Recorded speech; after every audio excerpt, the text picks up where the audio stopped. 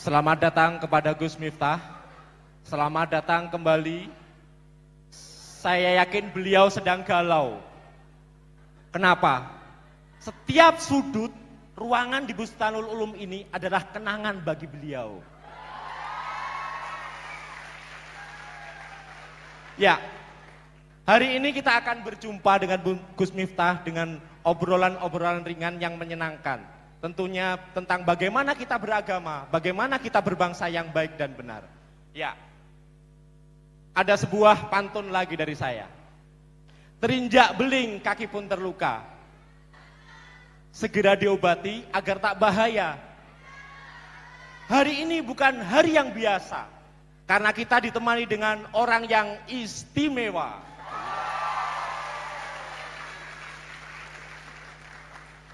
Ya, orasi kebangsaan Gus Miftah adalah sebuah obrolan rasional, aktual, spiritual, intelektual di semua kalangan yang akhirnya direalisasikan dalam sebuah bentuk acara. Orasi merupakan acara yang berbentuk dari gagasan Gus Miftah yang berawal mula.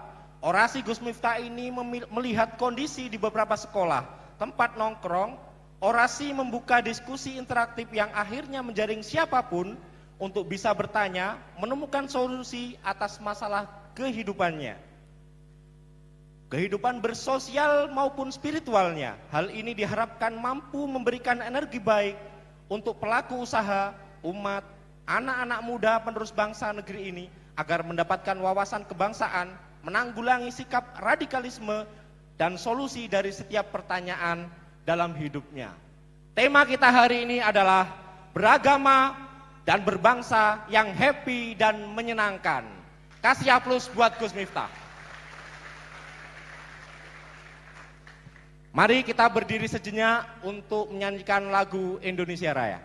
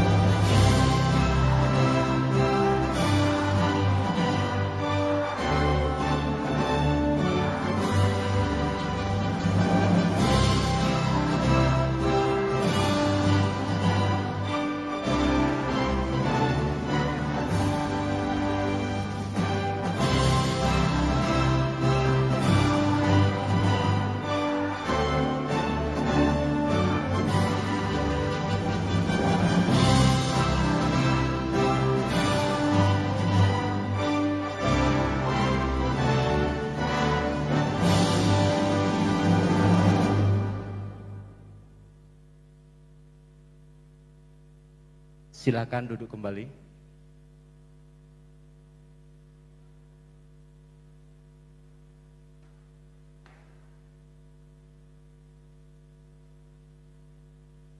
Ya, kita akan saksikan video tentang Gus Miftah.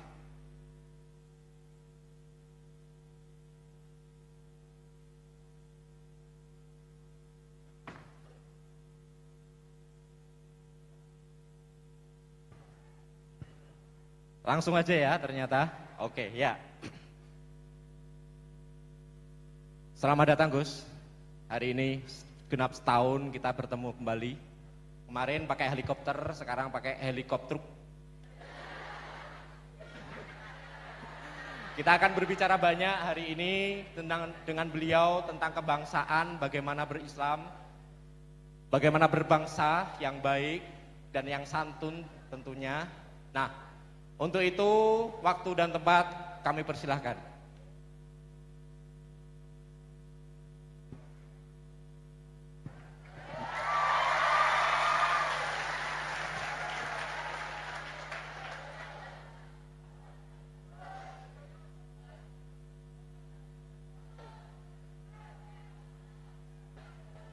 Assalamualaikum warahmatullahi wabarakatuh.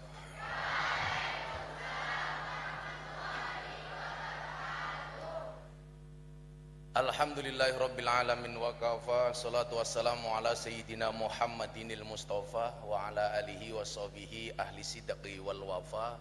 Rabbi shrah li sadri wa yassir li amri wahlul 'uqdatam min lisani yafqahu qawli, amma ba'du. Hadratal muhtaramin, semua dewan asatidz, pengurus yayasan, kepala sekolah, dan semua guru-guru kita semuanya. Al-Fatihah. A'udzubillahi minasyaitonirrajim. Bismillahirrahmanirrahim. Alhamdulillahirabbil alamin arrahmanirrahim maliki yaumiddin iyyaka na'budu wa iyyaka nasta'in shiratal ladzina an'amta 'alaihim.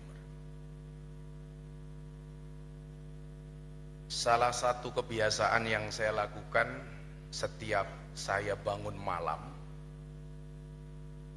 saya meyakini bahwa ilmu itu akan senantiasa tumbuh dan berkembang ketika adanya silatul qulub antara seorang murid dengan seorang guru. Silaturahmi membutuhkan pertemuan fisik, tetapi silatul qulub cukup membutuhkan komunikasi dengan menggunakan bahasa hati. Maka dimanapun dan kapanpun, bahwa jasa seorang guru itu tidak boleh dilupakan oleh seorang murid. Itulah alasan dari semua tempat yang saya datangi di Indonesia, bahkan di beberapa belahan di dunia, mungkin tempat ini hari ini membuat saya paling emosional.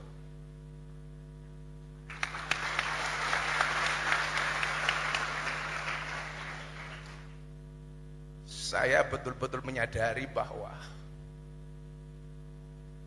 yang kemudian hari ini Allah anugerahkan kepada saya adalah merupakan keikhlasan guru-guru saya ketika di Bustanul Ulum, yang mungkin dengan cara-cara beliau, dengan kaifiah para guru-guru kita semuanya, dengan keikhlasan beliau-beliau, saya masih ingat betul bagaimana kemudian seorang kiai, guru seperti Pak Sudi Mubarak, seperti Pak Husnul Badar, kemudian guru-guru kita yang lain, Pak Goni, saya punya guru tasrif dulu Pak Rozi, saya dulu guru punya takrib Pak Iswan,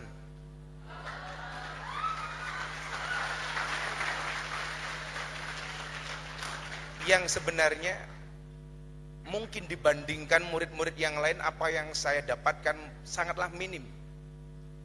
Tapi saya teringat dengan dawuhnya Al-Maghfurlah, guru saya dari Al-Fadlu wal Fadilah Kendal, Syekhina wa Murabbi Ruhina Abah Yaitim Yati Rois Allah Yarham, yang beberapa waktu yang lalu meninggal dunia. Ketika di saat para gus-gus dan kiai mempersalahkan tentang eksistensi saya, beliau mengatakan dengan tegas, Miftah ini gambaran qalilum minal yaqin khairum min kasir minal ilmi wal amal. Beliau mengatakan apa?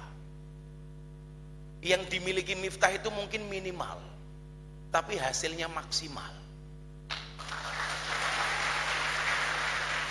Kalau kemudian dibutuhkan bukti apa bentuk maksimalnya itu, hari ini alhamdulillah atas izin Allah sudah lebih dari 200 orang yang masuk Islam melalui saya, baik dari kalangan selebriti, artis, maupun mereka orientalis dan ateis dari luar negeri. Seperti ketika saya ceramah di gereja Jakarta Utara tahun 2021, saat itu yang sangat viral, yang saya dibenci, dibully, dicaci maki oleh orang-orang di Indonesia. Saya dibilang kafir. Tetapi apa yang terjadi, impact dari itu, satu keluarga ateis dari Belanda menyatakan masuk Islam melalui saya. Dan yang lebih membanggakan lagi adalah ketika wali kota Los Angeles Amerika Serikat, dia minta saya untuk datang ke Los Angeles untuk berbicara toleransi ala Gus Miftah. Wali kota Los Angeles Amerika Serikat. Sehingga di sini kemudian saya selalu mengatakan, ketika Anda tidak merasa percaya diri, belajar menuntut ilmu di sebuah pesantren yang barangkali secara nasional kita belum besar, atau dianggap kita terlalu kecil karena kita tinggal di pedesaan, Anda salah. Pertanyaannya adalah bukan di mana Anda belajar, tapi bagaimana Anda belajar. Maka saya meyakini ketika ada pengetahuan seperti itu, mungkin satu saat jika Allah menghendaki, dari Bustanul Ulum tidak hanya muncul orang seperti saya, yang saya berharap dan berdoa, insya Allah dari Bustanul Ulum akan muncul orang-orang yang lebih luar biasa dibandingkan saya. Pertanyaannya bukan masalah bisa atau tidak bisa, tapi apa? Mau apa tidak mau. Toh kemudian kita sering diingatkan, idza sodaqal azmu wa duhas sabil. Bahkan saya lebih ekstrim ketika mengambil dalil itu. Idza sodaqal azm wa duhas subul. Tidak hanya sabil, tapi subul. Kenapa? Karena ketika kemauan itu ada, pasti akan ada banyak jalan. Tidak hanya satu jalan, tapi banyak jalan. Waduhas subul. Kalau kemudian kita sering di dalam berdakwah menggunakan dalil al-muhafadzatu alal qadimi sholih wal akhdu bil jadidil aslah, saya lebih ekstrim. Al-muhafadzatu alal qadimi sholih wal akhdu bil ajdadil aslah. Tidak hanya jadid, tapi ismu tafdil, yang lebih baru. Itulah yang kemudian saya dianggap aneh ketika metodologi dakwah yang saya gunakan berbeda dengan kelaziman pada umumnya. Karena saya punya prinsip, kulla syai'in idza kasura rakhusa illal adaba. Segala sesuatu itu harganya akan murah jika jumlahnya banyak, kecuali adab. Maka sederhana saja, kalau Anda pengen jadi mahal, jadilah yang sedikit. Saya bilang, kiai itu banyak, tapi yang mau ngurusi PSK jarang. Berarti Gus Miftah kiainya bukan PSK, jarang. Oh malah kiai ini lonte, bukan. Berarti kiai jarang.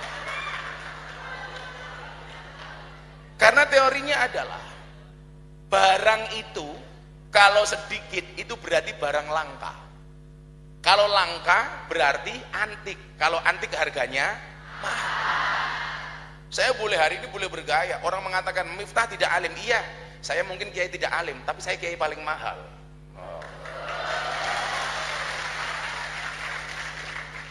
Karena apa? Barang itu kalau sedikit pasti mahal. Makanya kalau kemudian kalian pengen mahal, ya sederhana saja, jadilah yang sedikit. Contoh, sebelum Ramadan saya mendapatkan 3 penghargaan dari Lebrit, Lembaga Prestasi Indonesia dan Dunia, dalam 3 kategori. Yang pertama, ketika Muktamar NU di Lampung, saya lelang belangkon karena saya diminta untuk membantu panitia mencari dana. Saya lelang 1 belangkon saya. Yang saya menggunakan belangkon sejak tahun 2006 setelah gempa bumi di Yogyakarta. Karena waktu itu saya mengemban misi membudayakan agama, bukan mengagamakan budaya. Belangkon yang saya buat harga 90.000, saya pakai selama 10 tahun. Anda tahu laku berapa? Laku 900 juta. Belangkon 90 juta. Piye sarunge? Ayo. Apa meneh isine? Ayo itu. 900 juta. 900 juta. Kenapa? Karena orang kemudian mengidentikan belangkon itu dengan saya. Kalau dulu Anda cari belangkon seperti yang saya pakai, yang berkelambi panjang itu yang biasa saya pakai, Itu dulu orang mengatakan Blangkon ala Diponegoro. Sekarang Anda cari-cari di mana-mana. Blangkon ala Gus Miftah. Sehingga kemudian apa? Dianggap langka. Kemudian yang kedua, saya dapat penghargaan dari Leprit sebagai dai yang paling konsisten dan istiqomah pengajian di lokalisasi dan klub malam. 22 tahun. Kalau saya ditanya apakah istiqomah itu berat? Iya, istiqomah itu pasti berat. Karena kalau ringan namanya istirahat. Dan menjalaninya harus ikhlas. Ikhlas itu ciri-cirinya diam. Karena kalau ngomong namanya iklan.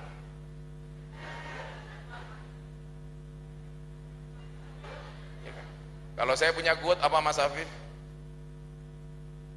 Ikhlas itu seperti keset. Artinya apa? Diinjak-injak tetap welcome.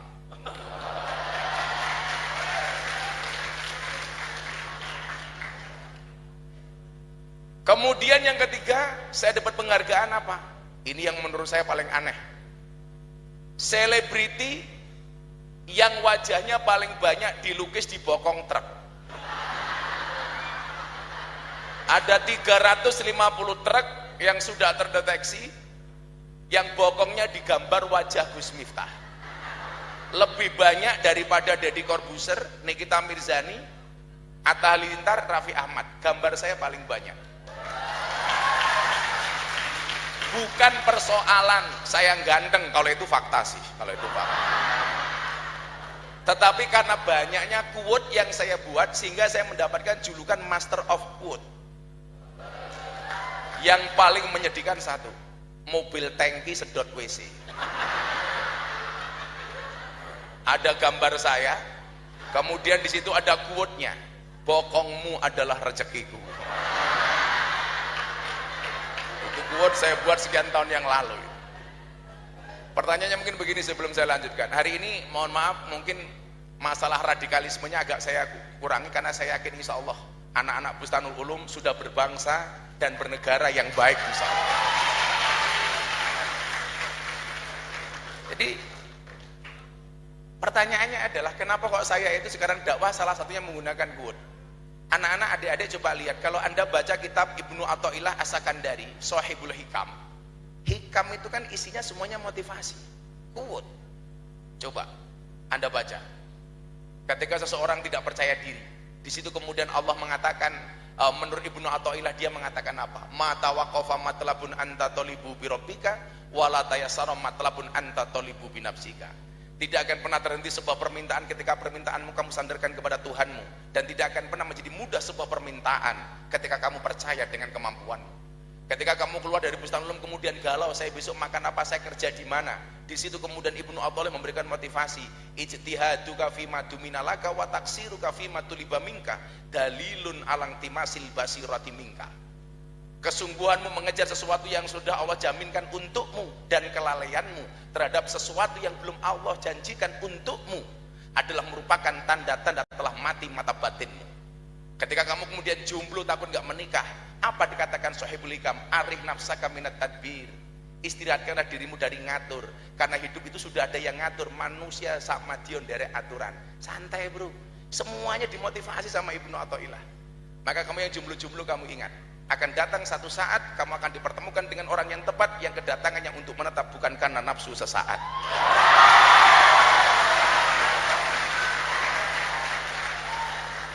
Santai, kamu gak usah galau, malah kamu galau. Kupinang engkau dengan bismika Allahumma ahya wa bismika amin. Kenapa? Karena aku sadar diri memilikimu hanyalah sebuah mimpi.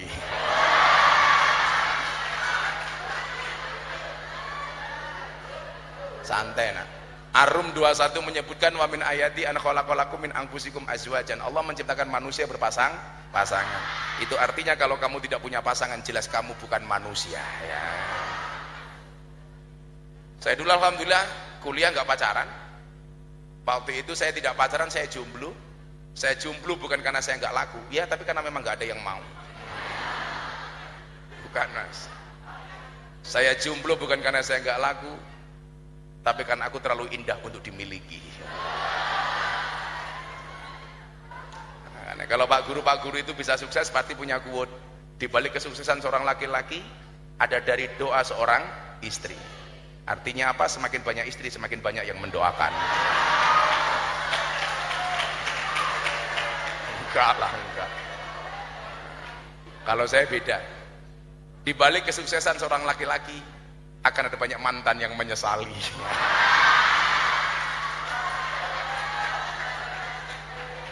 Maka perkenankan hari ini saya memberikan motivasi kepada junior-junior saya, yang saya berharap pertemuan yang singkat ini mampu membuka wacana kita, membukakan sedikit harapan bagi kita untuk menatap masa depan yang lebih baik. Beli sumsum bakule perawan, perawan ayu bokonge lemu. Hai anak-anak Bustanul Ulum yang cantik dan tampan, izinkan aku mengucapkan I love you.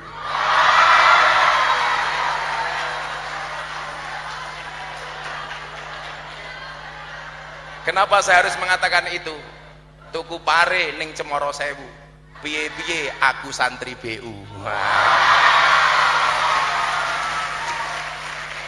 Nah, anak-anak sekalian dan dewan guru yang saya hormati, bulan-bulan ini kita dipertontonkan dengan dua keadaan. Kayak mesti santrinya Samsudin kayaknya. Oh, tenang.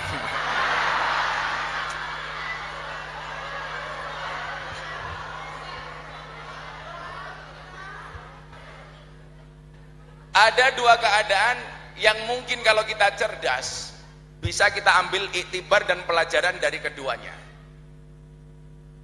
Yang pertama, kejadian seorang anak kecil pengamen dari Banyuwangi yang dia bukan siapa-siapa, tanpa disangka, tanpa diduga Allah angkat derajatnya. Bagaimana caranya? Dengan diundang sebagai bintang tamu di istana. Farel Prayoga, yang kemudian jangankan dirinya, orang tuanya pun gak akan pernah berpikir kalau dia akan menjadi anak yang viral dan terkenal. Yang pertama. Kemudian yang kedua, kita dipertontonkan kepada orang yang punya kuasa, punya pangkat dan jabat, jenderal bintang 2, punya uang, punya segalanya, tetapi dalam waktu yang singkat Allah jatuhkan sejatuh-jatuhnya, Allah hinakan sehina-hinanya. Tahu-tahu dari seorang jenderal yang biasa menangani tersangka justru menjadi tersangka. Verdi Sambo. Walaupun hari ini orang nggak fair, ketika ada orang polisi jalan di jalanan, kemudian kita teriak-teriak Sambo, Sambo, Sambo, Sambo. Pada itu Sambo itu hanya oknum polisi, karena saya meyakini polisi masih banyak yang baik dibandingkan orang seperti Sambo. Amin. Kemarin HUT Bayangkara saya diundang Pak Kapolri, saya bilang, Gus minta apa evaluasinya? Oh polisi bagus jenderal, tapi mohon maaf saya nggak suka dengan polisi. Kok begitu? Iya, saya nggak suka dengan polisi karena saya suka polwan. Nah, polisi lanang ini, nah, polisi lanang nih bro. Nah, saya kemudian teringat dengan salah satu ayat Ali Imran ayat 26 yang dulu ketika ujian dari sanawiyah ke aliyah itu diwajibkan dibaca ketika kemudian imtihanus syafai oleh Pak Udi. Itu salah satu ayatnya apa? Qulillahumma malikal mulki tu'til mulka man tasya wa tanzi'ul mulka mimman tasya wa tu'izzu man tasya wa tudhillu man tasya biyadikal khair innaka ala kulli syai'in qadir. Ini kalau saya terjemahkan dalam bahasa Jawa artinya apa? Jalmo tan kena giniro. Orang itu nggak bisa disepelekan. Saya dulu ketika masuk pertama kali di klub malam dan di lokalisasi, orang semuanya menyepelekan. Ah, Miftah orang gila, kentir, londe kok diajak ngaji. Semua orang berpikir seperti itu. Saya sembunyikan kajian saya, bahkan teman kampus pun nggak ada yang tahu. Nggak ada yang tahu. Saya keluar masuk, keluar masuk, keluar masuk. Yang pengen saya sampaikan sebelum itu apa anak-anak? Hari ini kita hidup di era Society 5.0.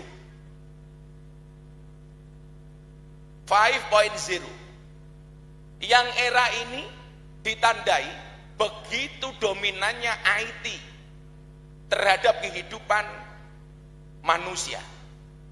Maka disitulah kemudian kita dituntut untuk mempunyai 4 kompetensi yang saya singkat menjadi 4C. Apa itu? C pertama adalah creativity, C yang kedua adalah critical thinking, C yang ketiga adalah collaboration, dan C yang keempat adalah communication. Yang pertama creativity. Saat itu saya mikir, satu saat ada PSK yang pengen datang ke tempat pengajian. Yang terjadi apa? Penghakiman terhadap PSK ini. Allah londe ngaji. Dia tidak diberikan ruang, tidak diberikan kesempatan. Padahal saya meyakini semua orang butuh bermesraan dengan Tuhannya.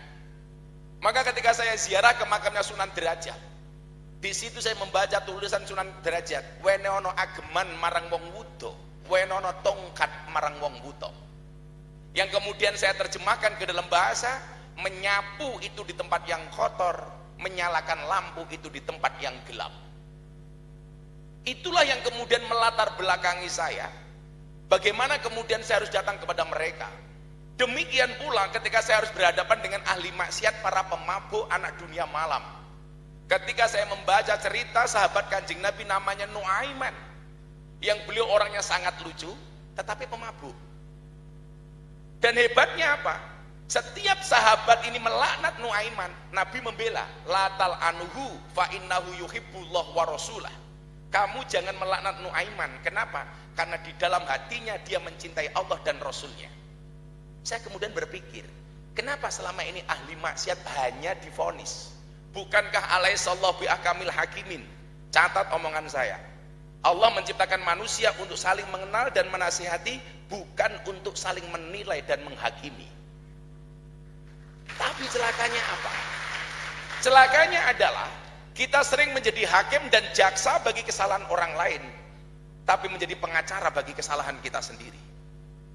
Kalau orang lain salah, kita tuntut, kita hakimi, tapi begitu kita salah, kita membela diri. Itulah alasan kenapa Allah memberikan 2 mata. Satu mata seharusnya untuk melihat kebaikan orang lain, dan satu mata untuk melihat keburukan-keburukan kita sendiri. Saya sering mengatakan, sekurus-kurusnya ikan ada dagingnya, dan segemuk-gemuknya ikan pasti ada durinya. Maka kemudian saya membangun optimisme. Anak-anak, apa bedanya orang optimis sama pesimis? Bedanya satu. Orang optimis melihat peluang dalam masalah, sementara orang pesimis melihat masalah dalam peluang. Pertanyaannya, kita mau jadi yang mana? Mau jadi orang yang optimis apa pesimis? Optimis. Coba, saya mohon maaf, kalau gelas ini ada isinya separuh, mohon izin saya nggak minum, saya pas ini pas puasa Daud saya. Jadi kalau Anda bertanya, apa yang membuat saya kuat? Salah satunya adalah karena saya rajin puasa Daud. Sehari puasa, sehari tidak. Termasuk bulan Ramadan kemarin saya juga Daud.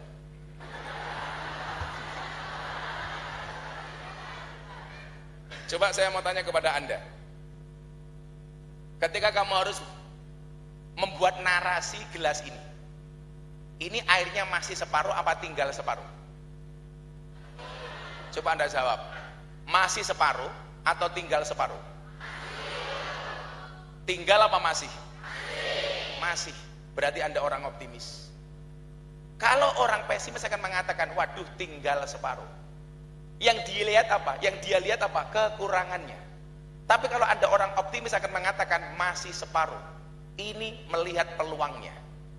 Nah, artinya apa? Hari ini ketika Allah anugerahkan kepada kita dengan segala kemampuan, yang kita lihat kadang-kadang apanya Pak Afif? Kekurangannya. Maka yang terjadi apa? Kita menjadi pribadi yang insecure. Apa ku insecure? Minder, underestimate, gak percaya diri. Lagi jelas pede ini, peteng dedet.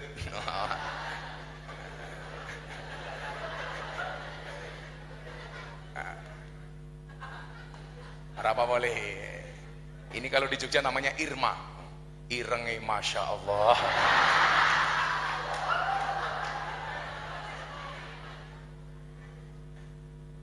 Kalau kita sering membaca mafudat itu apa? Falikuli sayin maisiyah. Kalau bahasa saya apa? Falikuli sayin pak-pakun. Semua orang itu punya pak-pak masing-masing. Semua orang punya kekurangan. Tapi juga punya kelebihan. Di setiap kekurangan pasti ada kelebihan, dan di setiap kelebihan pasti ada kembalian. Jujul bro, jujul. Nah, orang optimis, orang yang mampu menangkap peluang di dalam masalah. Jadi mohon maaf, lokalisasi klub malam kan dari dulu nggak ada solusinya. Saya waktu itu mikir, kenapa ini tidak jadi peluang bagi saya? Akhirnya saya komunikasi, saya masuk ke lokalisasi beberapa kali. Sampai malam kesekian saya diancam bunuh oleh preman terbesar di Yogyakarta waktu itu, namanya Gunardi Joko Lupito, Gunjek. Seorang preman yang sangat besar. Pada malam berikutnya saya ditodong pistol sama almarhum Gunjek. Tapi Anda tahu, atas optimisme yang saya miliki, almarhum Gunjek akhirnya menjadi pengawal saya. Dan akhirnya dia meninggal. Sebelum meninggal dia membangun 3 masjid. Ini mantan preman. Anda tahu Hercules, preman terbesar di Jakarta, hari ini menjadi pengawal terbesar saya. Padahal apa? Dia punya anggota preman di Jakarta berapa? 1 juta orang. Dia ditembak dari jarak 2 meter nggak mati. Preman ditembak dalam jarak 2 meter, kena matanya nggak mati. Saya tanya, kamu ditembak nggak mati mau? Enggak, mata saya cuma pecah saja. Gitu. Cuman pecah saja. Makanya beliau matanya tinggal 1. Ini neker, ini neker, ini kelereng. Tangannya tinggal 1. Ini palsu. Karena tiap malam dia dibacok sama orang. Saya tanya, mau? Kok kamu dibacok orang nggak mati? Belum saatnya, bah. Ya matamu, tak bilang gitu. Ini preman loh yang ngomong. Saat awal-awal itu semuanya orang menghujat saya. Apalagi ketika kemudian Allah berkenan menjadikan itu viral. Tahun 2018. Ketika saya pengajian di klub malam di Bali. Yang saya datang acara mereka adalah anniversary ulang tahun. Ternyata begitu saya masuk, subhanallah, ada 500 mbak-mbak LC, ladies cut, pemandu karaoke. Atau kalau di Jawa Timur namanya purel, perempuan rela diusel-usel. Yang mereka kerjanya di puskesmas, pusat kesenangan mas-mas. Ternyata begitu saya datang, mohon maaf, sudah menggunakan pakaian seksi. Walaupun menurut saya nggak seksi, hanya salah kostum.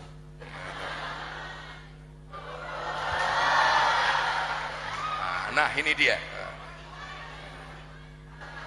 Ada yang lebih ekstrim dari ini.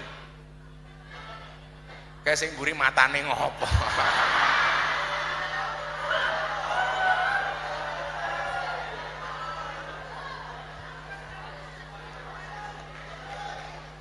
Dan Pak Afif, di tempat itulah tadi salah satunya saya dikenalkan oleh Allah seorang DJ, artis terkenal dari Thailand, namanya DJ Cathy Butterfly.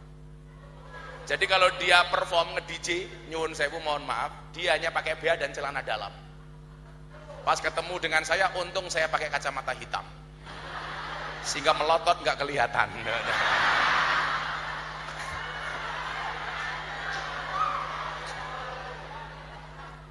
Saat itu kemudian apa orang bilang? Orang bilang begini. Begitu viral, saya dapat banyak undangan televisi, salah satunya di TV One. So Inggris gitu. Ada seorang kiai yang marah-marah sama saya, dia mengatakan apa? Yang dilakukan oleh Miftah pengajian di klub malam dan di lokalisasi itu memalukan dan menjual ayat-ayat agama. Saya mikir, saya selama ini pengajian sama mereka yang keluar biaya saya, makan, minum, saya belikan sajadah, Quran, mukena, saya bagi setiap saat. Itu nggak ada yang keluar uang mereka. Bahkan kalau mereka pamitan, bah saya mau keluar dari PSK, tak kasih modal. Kamu mau keluar, duknya tak kasih modal. Kamu jualan, jangan kayak kemarin jualan kroto. Saya bilang begitu. Apa itu kroto? Pakan manuk.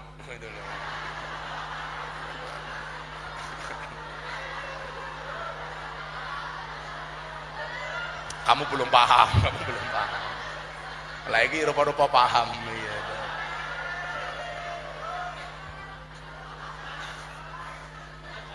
Jangan ngomong-ngomong keroto. Saya sudah 15 hari nggak pulang saya Pak Afif.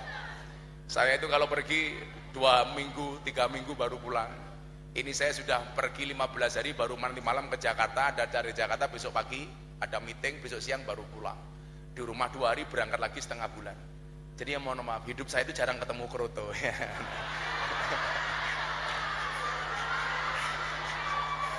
pakan manuk.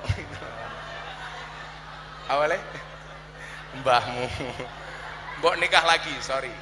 Saya tipe suami yang setia. Karena saya punya prinsip, pasangan terbaik bukan yang datang dengan segala kelebihannya, tetapi yang tidak meninggalkan kita dengan segala kekurangannya.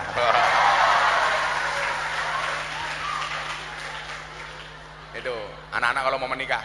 Terakhir saya memberikan nasihat ke pernikahan ke Mas Deddy Corbuzier.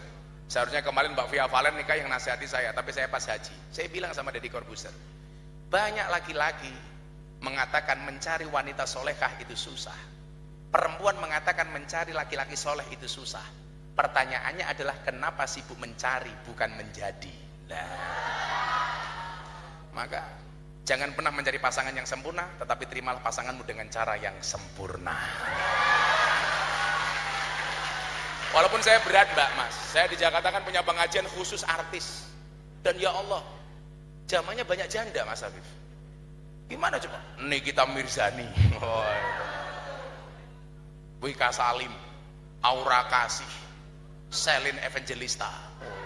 Dan yang terbaru jamaah saya di Jakarta siapa?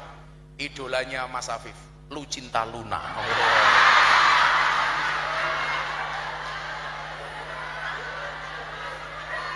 Ketoke wayu gitu. Mbasan tak rangkul busine metu.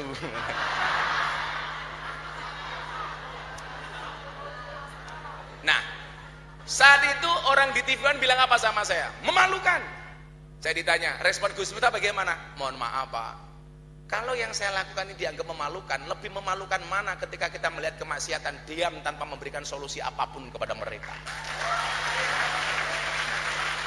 Nah, anak-anak begini, maka saya ingin sampaikan, semua di antara kita hari ini berpotensi menjadi viral, menjadi masyhur. Karena mohon maaf, kenapa harus viral?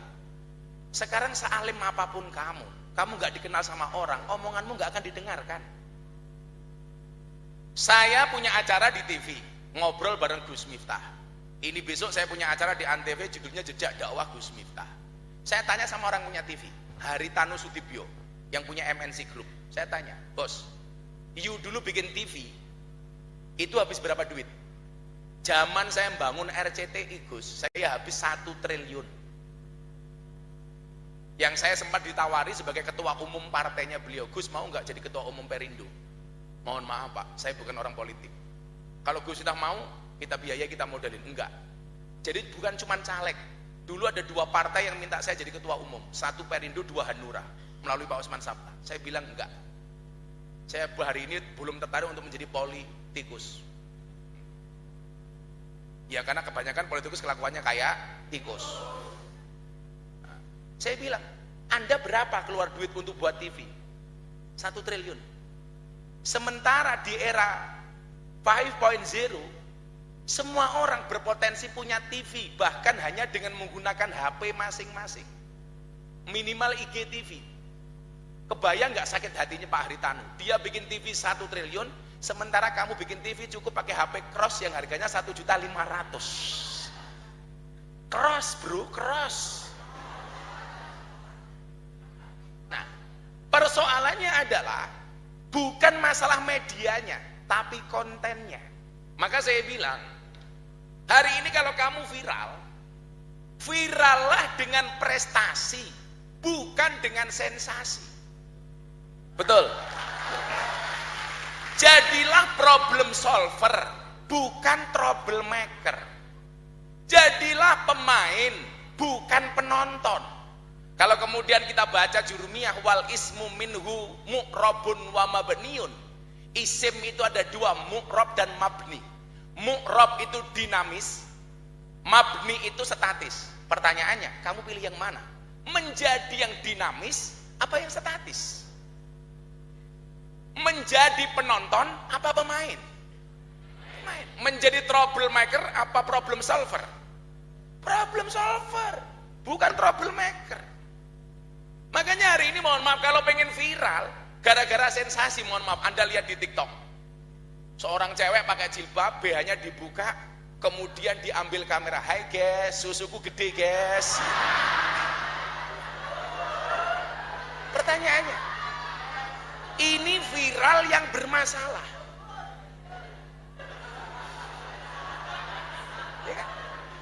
Makanya kemudian ada peribahasa dalam bahasa Arab apa? Kalau kamu pengen terkenal gampang, kencingilah sumur Zam-Zam. Ini viral karena sensasi. Tapi nggak akan bertahan lama, Pak. Coba Anda lihat, orang-orang yang viral karena sensasi nggak akan lama. Atau kemudian Anda, mohon maaf, bikin konten perdukunan, viral. Oh, tenan, gitu. Tapi nggak akan lama itu. Apa yang kamu dapat dari itu? Nah, maka teori saya mengatakan begini. Kalau Anda bertanya itu kepada saya, itu memang ya sesuai kapasitasnya. Kenapa? Deddy Corbuzier bilang sama saya begini, bro, kamu itu out of the box, di luar nalar, dia bilang. Kenapa, bro? Orang viral berulang itu kan jarang, Pak. Coba Anda lihat kasus saya 2018 viral di klub malam, 2019 viral Deddy Corbuzier masuk Islam, 2021 viral trending Twitter saya ceramah di gereja. Betul nggak? Sebelum Ramadan kemarin viral soal apa? Saya rame dengan Ustadz Khalid Basalamah soal apa? Wayang. Bagaimana kemudian beliau mengharamkan wayang, saya menolak, kontra narasi terhadap pendapat itu. Saya dicaci maki orang-orang kelompok Wahabi. Ada 100.000 komentar semuanya mencaci maki saya. Miftah goblok, macam-macam. Apakah saya sakit hati? Tidak. Kenapa? Komentarnya tidak pernah saya baca. Selesai. Pertanyaannya begini. Jadi kalau kamu tanya viral, tanya sama saya. Ini kalau ada kejadian apa, saya mau komentar, mesti rame. Terakhir soal apa, Pak Afif? Sejak kapan rendang punya agama? Gara-gara orang marah, gara-gara orang masak rendang dari babi, marah-marah. Saya bilang, kewajiban kewajiban untuk tidak makan yang haram, itu kan hanya umat Islam. Kulu mimma fil ardi halalang thayyibah. Orang non-Islam ya terserah. Rendang itu hanya jenis makanan. Kamu masak gori dijadikan rendang juga boleh. Ayam direndang boleh, babi direndang boleh. Wong sing mangan cangkem-cangkeme dewe. Kenapa kita repot? Itu kan jenis makanan. Saya lebih menghargai ketika orang jualan barang haram, dia mencantumkan label non halal. Sehingga apa? Orang non Islam ketika melihat barang non halal, menyikapinya bagaimana? Gak usah emosi, cukup gak usah dibeli. Selesai. Makanya di Malaysia, kalau Anda ke Malaysia, itu ada rendang pork babi. Ya biasa-biasa saja itu. Kenapa di Indonesia kemudian marah-marah? Dan saya bilang, MUI itu nggak fair. Nggak fairnya di mana? Saya mau tanya. Di Indonesia itu seharusnya yang dibuat sertifikasi haram, bukan sertifikasi halal. Kenapa? Karena kebanyakan makanan di Indonesia itu sudah halal. Makanya yang harus dikasih label itu yang haram. Beda dengan di Amerika.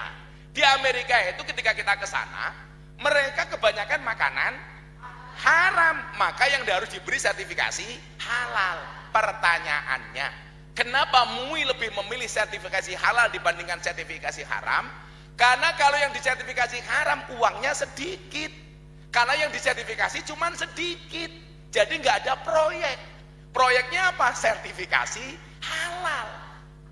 Coba Anda lihat, harusnya kan begitu pola pikirnya. Lah kita itu dibodohi gitu loh. Harusnya sertifikasi haram. Maka kembali ke masalah viral. Kalau Anda pengen viral, coba. Karena prestasi bukan karena sensasi. Caranya bagaimana? Saya mencatat. Kalau hanya sekedar viral karena sensasi, gampang, satu, lawanlah pemerintah. Makanya dulu lawan saya di medsos namanya siapa, Pak Afif? Gus Nur. Wah, dia terkenal apa? Karena mencaci maki pemerintah. Tapi kalau ini Anda lakukan, nggak akan bertahan lama. Dulu saya punya musuh di medsos namanya Mahir At-Tuwailibi, yang dia mengatakan apa? Miftah pecinta londe. Akhirnya apa? Bermasalah. Dia dilaporkan gara-gara ribut sama saya, tapi yang melaporkan orang lain. Awalnya ketika dia menghina Habib Lutfi, kemudian saya berikan kontra narasi, dia bilang sama saya, dasar Miftah pansos. Pansos dari mana? Followermu hanya 50.000, followerku 2 juta. Yang namanya pansos itu yang sedikit kepada yang banyak. Loh, sekarang fair-fairan Mbak Mas. Kalau dulu Kiai Haji Zainuddin MZ, dai sejuta umat, tolak ukurnya apa? Gak ada, cuman pengajian jamaahnya banyak. Kalau sekarang tolak ukurnya apa? Medsos. Coba sekarang Anda lihat tagar paling populer tokoh nasional di TikTok. Bulan Maret 2022 ada survei tagar tokoh nasionalis yang paling populer di TikTok dari 10 besar. Anda lihat siapa-siapa saja nama di situ, akan saya bacakan. Ini survei di bulan Maret terhadap tokoh nasional yang dianggap paling populer di TikTok. Saya bacakan supaya kamu anak Jaya Sakti BU, oh ternyata kita bisa. Yang pertama, nomor 10, Muhaimin Iskandar. Berapa tagarnya? 4,2 juta. Nomor 9, Erlangga Hartarto. Berapa tagarnya? 31 juta. Nomor 8, Prabowo Subianto, 105 juta. Nomor 7, Sandiaga Uno, 123 juta. Nomor 6, tagarnya Ridwan Kamil, 184 juta.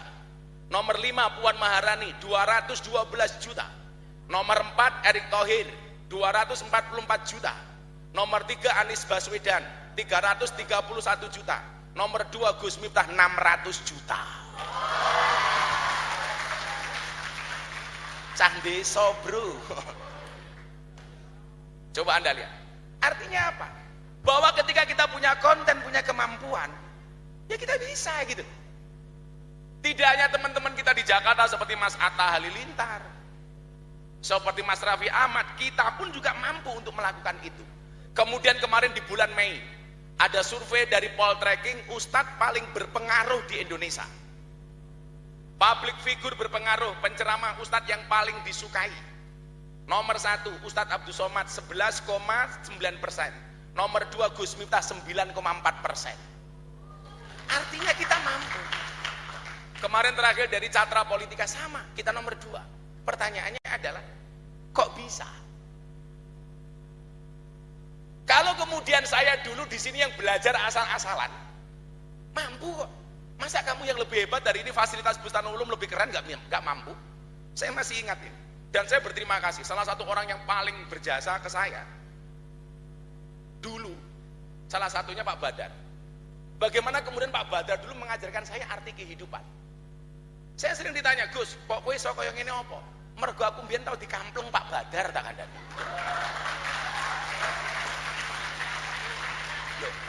Mungkin kalau orang lain dipukul marah, kalau saya enggak. Kamu tahu saya dikamplung Pak Badar berapa kali? 3 kali bro. Dan hebatnya Pak Badar tuh kalau mau ngampleng apa? Baca ta'awud dulu. Pegang kepalanya, a'udzubillahi minasyaitonirrajim. Mungkin itu cara Pak Badar meruqyah saya. Jadi setane minggat, aku jadi kayak ngene cah gitu. Makanya kalau kamu pengen jadi hebat, ya silakan minta tampar Pak Badar sekarang.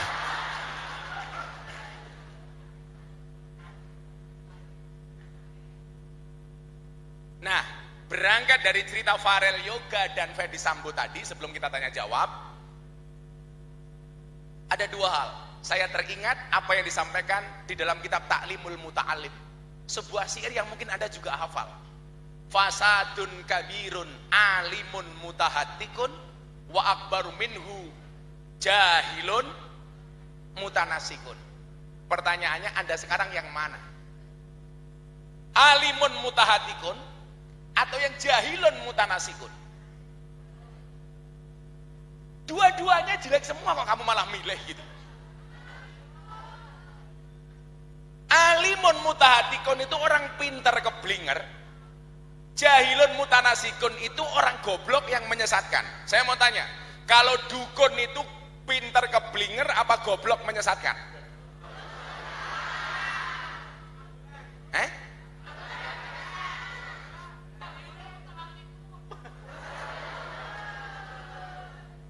Kamu tahu kenapa dukun itu dipanggil paranormal?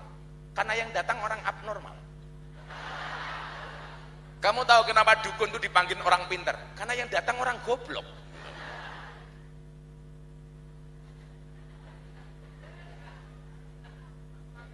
Nah, solusinya apa? Ternyata kalau pengen jadi besar, Solusinya bukan dua hal ini, bukan alimun mutahatikun atau jahilun mutanasikun. Solusinya apa? Mafhum mukhalafah dari syair ini apa logika terbaliknya? Yang pertama, kalau kamu pengen jadi orang besar dan hebat, jadilah orang yang alimun amilun. Orang yang berilmu dan mengamalkan ilmunya. Alimun amilun. Coba. Saya dulu nyesel banget diajari Pak Badan nahwul wadih nggak paham. Diajari Pak Rozi tafsir tasrif bisanya cuman kana yakunu konangan gitu kan. Akhirnya mada yang mudu modot pisan gitu. Tapi ya delala ya Pak Afif. Saya itu orang yang tidak malu untuk belajar. Termasuk bulan Ramadan saya mendatangkan guru ustadz untuk ngajari saya. Sehingga kemudian apa? Saya mungkin gak hafal alfiyah atau jurumiyah, tapi saya banyak belajar dari alfiyah dan jurumiyah, terutama ketika saya menjadi orang yang terkenal. Bagaimana kemudian saya diingatkan dalam jurumiyah, lin nasbi wajarin lirraf'i wan nasbi wajarin nasolah ka'arifina fa innana linal minah. Bagaimana? Ora dong kowe utekmu ora nyandak kowe. Jadi gini nak. Dulu ketika saya mau belajar menjadi orang hebat, saya diingatkan sama kiai saya. Kiai saya bilang begini sama saya, Miftah, ingat kata-kata saya. Kalamun lafdun mufidun kastakim, dia bilang. Maksudnya apa? Saya bilang. Coba, jadilah orang yang mufid, jadilah orang yang kastakim istiqomah. Artinya apa? Kalau kamu dianggap mufid, hidupmu harus bermanfaat. Dan kemanfaatan itu harus kamu pertahankan secara istiqomah, konsisten. Begitu saya menjadi orang terkenal, kiai saya bilang lagi, linasbi liraf'i wan nasbi wajarin nasolah. Tetaplah berposisi seperti domir na. Mau ketemu rofa, ketemu nasob, ketemu jer, konsisten menjadi na. Tidak ada yang berubah dalam hidupmu. Konsisten. Jadi mau posisi di atas rofa, mau posisi sedengan saja seperti nasob atau jer, dalam posisi kita rendah serendah-rendahnya, posisinya sama mas, tetap menjadi nah konsisten. Ojo kaya tempe isuk dele. Maka alimun amilun harus menjadi orang alim yang beramal. Kemudian yang kedua apa syaratnya? Kalau kamu tidak bisa menjadi alim dan amil, maka kamu harus menjadi orang jahilun muta'alimun. Orang goblok yang mau belajar. Dan saya memposisikan diri saya sebagai orang goblok. Saya bilang, ketika saya dihakimi sama teman-teman Gus, kamu goblok begini. Saya bilang, lebih baik saya goblok ada manfaatnya daripada kamu pintar nggak ada manfaatnya.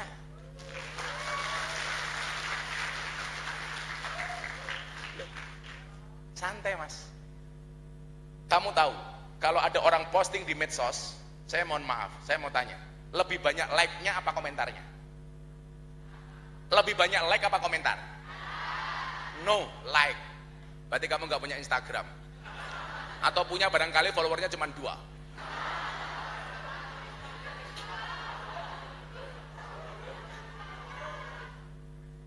Kalau kamu posting sesuatu, coba Anda lihat, pasti lebih banyak like-nya dibandingkan komentarnya. Kenapa pertanyaannya lebih banyak like daripada komentar? Karena seberapa banyak pun orang yang membencimu dengan komentar-komentarnya, yakinlah di luar sana lebih banyak yang mencintaimu dari dalam hatinya. Pasti Pak. Tapi kalau jomblo ya beda lah. Kalau jomblo kenapa lebih banyak like daripada komentar? Karena banyak orang cinta tetapi tidak berani mengatakannya. Ya. Maka coba, posisimu sekarang yang mana? Yang alimun amilun atau jahilun muta'alimun? Toh kemudian kita diperintahkan kun aliman au muta'aliman au mustami'an au muhibban walatakun khomisan. Jadilah orang alim atau berusaha alim, mendengarkan orang alim, mencintai orang alim. Jangan yang kelima, cerewet kepada orang alim. Nah, sehingga kemudian apa? Ketika kita tahu posisi, tahu diri. Banyak orang suka makan tahu tempe tapi nggak tahu diri. Apa bedanya tahu tempe dengan tahu diri? Tahu tempe itu makanan enak untuk hidup yang sehat. Sementara tahu diri cara enak untuk hidup yang sehat. Oh mohon maaf, tahu tempe makanan enak untuk hidup yang sehat. Tahu diri cara sehat untuk hidup yang enak. Maka tahu tempe is good, tahu diri is better. Lah, banyak orang nggak tahu diri gitu loh. Termasuk ketika kemudian dia goblok, posisinya di dalam berbangsa dan bernegara. Pak Afif, orasi ini kan saya buat awal pandemi. Solusi dari kegalauan orang bagaimana mendapatkan kajian. Awal-awal pandemi, banyak orang begitu benci kepada pemerintah. Kenapa? Karena menganggap pemerintah itu tidak bertanggung jawab. Maka kemudian saya membuat gerakan moderasi beragama. Beragama dan bernegara secara happy dan menyenangkan. Ini berangkat dari apa? Dari creativity. Maka saya bilang, jika kamu terlahir tidak menjadi orang yang kaya dan cerdas, maka jadilah orang yang kreatif dan bekerja keras. Kreativitas saya muncul. Saya buat acara ini di kafe-kafe. Puncaknya adalah tanggal 10 Juni kemarin saya diundang sama Presiden di acara Hutmas HIPMI, Himpunan Pengusaha Muda Indonesia. Saya waktu itu diminta oleh Presiden untuk berbicara ekonomi berkah. Sama pas pampres saya hanya dikasih waktu 8 menit. Gus Miftah izin, waktu Presiden mepet. Gus Miftah ceramah 8 menit. Saya jawab, enggak masalah, mau panjang mau pendek, jatahnya sama. Amplopnya sama. Akhirnya saya ceramah 8 menit. Begitu selesai ceramah, Presiden panggil saya. Gus Miftah bantu saya. Perintah Presiden, tolong amplifikasi orasi kebangsaan Gus Miftah di kampus, di sekolahan, dan pada masyarakat. Datang kepada mereka, sampaikan bahwa beragama dan bernegara itu happy dan menyenangkan. Jangan kemudian kita mengkampanyekan ketakutan-ketakutan. Saya bilang kalau kita ngomong soal kebangsaan sedikit ya anak-anak ya. Jadilah orang yang cerdas. Kenapa kita harus bangga dengan bangsa Indonesia Pak Afif? Dulu kita tahu, kalau orang Jaya Sakti, orang Indonesia, orang Lampung pengen keluar negeri, salah satu tujuannya mana? Malaysia. Menjadi TKI dan TKW di Malaysia. Karena menganggap Malaysia lebih makmur dibandingkan Indonesia. Anda coba sekarang lihat, Malaysia bangkrut. Indonesia menjadi salah satu negara ekonominya paling kuat di Asia. Malaysia bangkrut. Dulu kita sering apa? Membanggakan seorang presiden dari Turki. Namanya siapa? Erdogan. Karena dianggap presiden yang sangat islami. Anda tahu, Turki sekarang bangkrut. Penanganan COVID-19. Mungkin setahun yang lalu ketika saya datang ke sini, mohon maaf, lagi rame-ramenya vaksin. Begitu banyak orang yang menolak vaksin. Anda tahu, sekarang Indonesia mencatatkan diri sebagai negara Asia terbaik menangani COVID-19. Nah, kebodohan kita ketika kita tidak tahu diri, mohon maaf, menjadikan kebodohan-kebodohan itu tidak tahu diri, sehingga tidak pernah mengapresiasi apa yang dilakukan oleh pemimpin. Ini bagi saya sebuah kebodohan.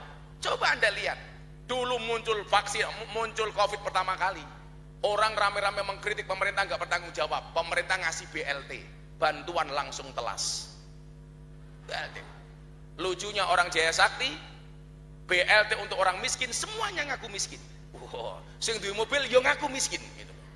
Muncul lagi BLT untuk UMKM, semua ngaku pengusaha kecil. Makanya saya bilang, Mbok sekali-kali Pak Presiden bikin BLT untuk orang gila. Pertanyaannya, apakah orang-orang itu juga ngaku gila? Gitu. Nah, maka kalau saya ditanya, apa penyebab salah satu radikalisme? Radikalisme salah satu penyebabnya adalah kebencian yang berlebihan kepada pemimpin. Itu adalah merupakan pintu radikalisme. Maka yang pengen saya sampaikan sebelum kita tanya jawab, yang pertama, jadilah orang yang alimun amilun, atau yang kedua, jahilun muta'alimun. Kemudian di era 5.0 ini, 4 hal yang harus kamu miliki. Yang pertama adalah creativity, jadilah pribadi yang kreatif. Kemudian yang kedua apa? Critical thinking. Orang yang mempunyai pikiran kritis, melihat peluang dalam masalah. Yang ketiga, collaboration. Kita nggak bisa hidup sendiri, Mas Afif. Harus bareng-bareng. Toh agama mengajarkan afdalul amali bil jamaah. Saya bilang, Sunan Kalijogo yang hebat, bangun Masjid Demak, dia melibatkan semua wali. Padahal Masjid Demak itu proyeknya Kanjeng Sunan Kalijogo. Kalau dibangun oleh Kalijogo, pasti jadi. Tapi kenapa dia melibatkan wali yang lain? Karena dia mengajarkan untuk kita collaboration. Maka saya bilang, sehebat-hebatnya Superman kalah sama super team. Superman itu goblok, badannya besar, bajunya es. Lebih goblok lagi, pakai celana dalam di luar. Yang paling goblok siapa? Kita. Tawuran goblok, kenapa ditonton?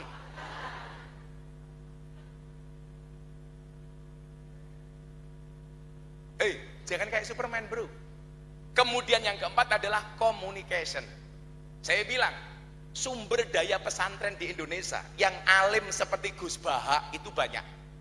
Tapi persoalannya di mana? Terkendala di bahasa komunikasi. Maka demi Allah, demi Rasulullah, ketika saya ditanya, Gus Miftah kok bisa ceramah? Itu belajarnya di mana? Saya jawab, Muhadharah Bustanul Ulum.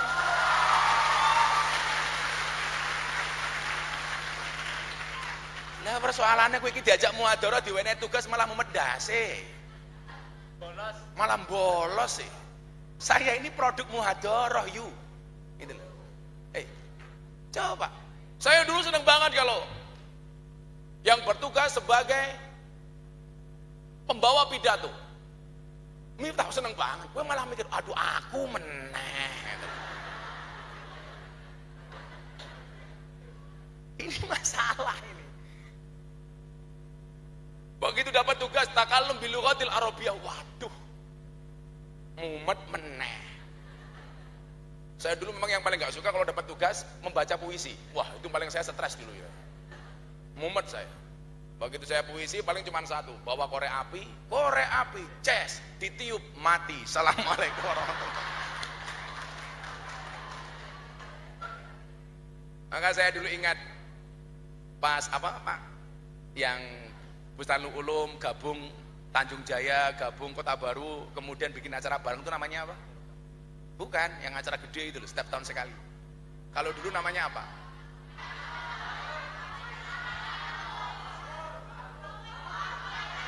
Apa?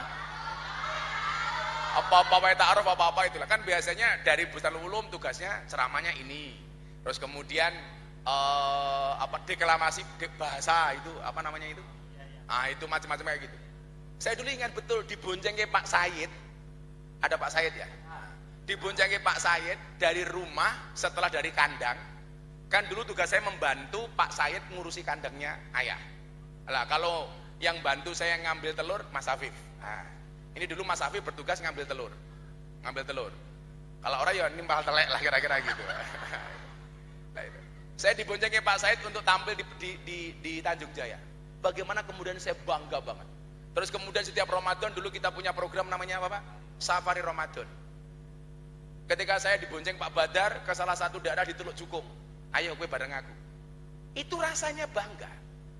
Dan ternyata itulah yang kemudian menjadi inspirasi bagi saya. Bahwa saya bisa ngomong gitu. Makanya kelemahan kita itu apa? Di bahasa komunikasi. Dan komunikasi kamu di Bustanul Ulum itu bisa diasah melalui muhadharah. Di tempat lain namanya khitoban. Lah gue malah susah ya Pak. Ayo gue ceramah besok. Waduh modar ceramah apa ya. Yang perlu kamu lakukan apa? Yes we can. Kita bisa. Jangan takut. Sing mau medeni apa gitu. Kalau persoalan konten, persoalan nantilah. Yakin, yang penting muncul keberanian dulu. Coba. Pertama kali saya diundang untuk ceramah di hadapan presiden. Dengan tekanan yang begitu ketat dari Pas Pampres. Pas Pampres datang. Mengatur begini. Udah akhirnya pertemuan pertama selesai. Begitu undangan berikutnya. Nasihat pernikahan Atta Aurel. Kalian lihat? Waktu itu saya habis kena COVID. Saya harus di PCR sama 3 kali. Hidung saya rasanya sudah tidak perawan lagi, bahkan janda mungkin. Sogak. Begitu saya mau ceramah kurang 1 jam di hadapan presiden, tekanan dari Pas Pampres. Gak boleh begini. Dasarnya saya orang Mursal, saya bilang, hei Pak Pas Pampres, kampen ini usah terlalu banyak ngatur dengan konten saya. Kalau memang sampean lebih hebat dibandingkan saya, yang disuruh ceramah sampean bukan saya bilang. Meneng Pas Pampres. Lah kita tahu lah Mas Afif, likuli makol makom, walikuli makom makol. Saya paham betul bagaimana saya harus ceramah di hadapan presiden dan di hadapan jamaah umum. Haulnya Mbak Wahab Hasbullah yang bikin lagu Hubul Waton Minal Iman, ya alal waton, yang diminta ceramah saya sudah menolak. pengurus pondok datang. Pokoknya yang harus ceramah haulnya Mbah Wahab, Gus Miftah. Yang datang siapa? Presiden Jokowi, Gubernur Khofifah, Ketua Umum PBNU waktu itu Pak Said Agil Sirot, Ketua PWNU Jawa Timur Pak Mustamar Marzuki, dan seluruh kiai-kiai di Jawa Timur, Jawa Barat, Jawa Tengah kumpul jadi satu. Saya bilang, enggak lah, enggak enak saya sama yang lain. Enggak, ini Duriyah mintanya Gus Miftah. Pak Jokowi sambutan 5 menit, PBNU 5 menit, Bu Khofifah 5 menit, Pak Mustamar 5 menit. Saya diminta ceramah 1 jam. Karena saya tahu di hadapan presiden dan orang yang terhormat, ya mohon maaf bahasa saya keren, halus, gak misuh sama sekali. Selesai pengajian, saya dimarahi sama Kiai Hasib, pengasuh pondok pesantren Tambak Beras, yang pondoknya Mbah Wahab. Gus Miftah, nggih Kiai, kulo gelo kalian jenengan. Saya marah sama sampean. Kenapa Kiai? Masa ceramah 1 jam belas gak misuh, gak asik katanya.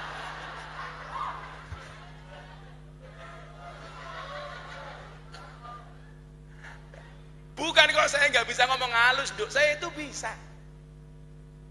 Mbah Yaidah, pengasuh Pondok Peloso, kemarin haulnya Gusmi dan kawan-kawan dan kiai-kiai yang lain. Reneo, siap Kiai. Akhirnya saya sowan ke Peloso. Kowe iki tetep menjadi kamu, jangan seperti yang lain. NU ki butuh kaya awakmu. Kowe dianggap wong misuh ora apa-apa. Lho ngaku sing kiai yang bendina seneng ngrungokke misuhmu kok, Dim. Mbah Dimyati Rois yang kemarin meninggal, yang saya menggali liang lahatnya. Kulla yaum, everyday beliau melihat YouTube saya. Malam beliau meninggal jam 1 malam, malam Jumat. Yang beliau meninggal tahu harinya. Sebelum meninggal beliau bertanya, iki kapan malam Jumat? Jadi orang-orang yang dekat dengan Allah bahkan meninggal sekalipun dia tahu kapan mau meninggal. Sorenya jam 5 masih nonton YouTube saya. Sik nonton YouTube Gus Miftah dhisik, jam 1 malam beliau meninggal. Mbak sama Gus Alam putranya kadang-kadang digodain. Bah diganti ya, diganti ceramahnya Gus Baha. Apa bilang Mbah Dim? Ojo diganti Gus Baha. Lah napa Bah? Lah kaya Gus Baha aku wis iso, lah misuh kaya Gus Miftah aku ra iso. Artinya apa? Kita semuanya punya karakter masing-masing. Pupuklah karakter itu selama kamu masih berada di Bustanul Ulum, sehingga berproses dengan cara yang baik. Ingat, orang yang niat belajar dimanapun dia akan mendapatkan pelajaran. Tetapi orang yang tidak niat belajar, sedang belajar pun dia tidak akan pernah mendapatkan pelajaran. Saya yakin Bustanul Ulum tempat yang istimewa untuk belajar. Kita masuk tanya jawab, sebelumnya selamatan dulu yuk. Nyanyi dulu yuk, Mas yuk. Bisa enggak? Ini band apa ini? Astagfirullah band.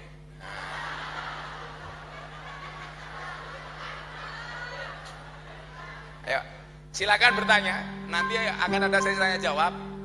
Yang tanya tak kasih kaos, tak kasih uang. Atau saya yang bertanya? Ini kaosnya nanti dari Pertamina. Kebetulan saya di-endorse oleh 6 BUMN untuk keliling ke Indonesia. Ngosek sabar, tang-teng wae.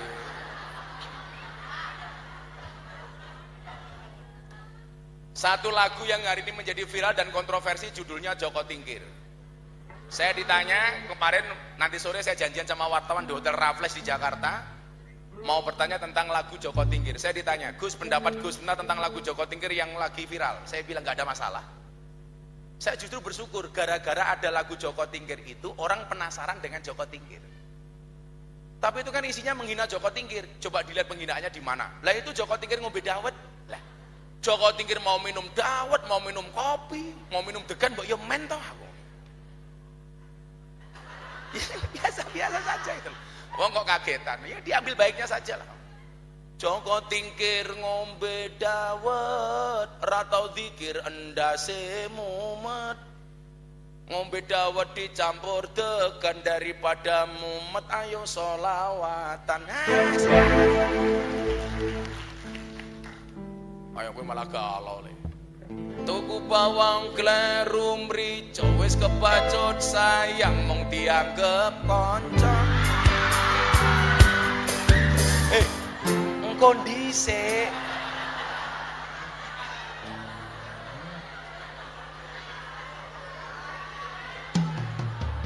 kamu jangan terlalu bersemangat, amplopmu nggak jelas.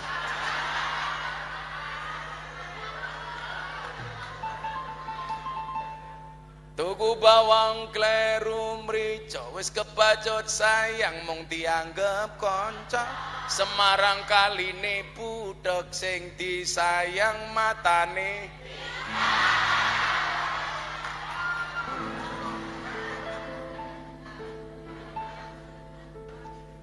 Dolan ning sawah adus ning kali. Kayu nangka digawe lemari. Gus Miftah gagalan sregep ngaji, okeh rondo njaluk di.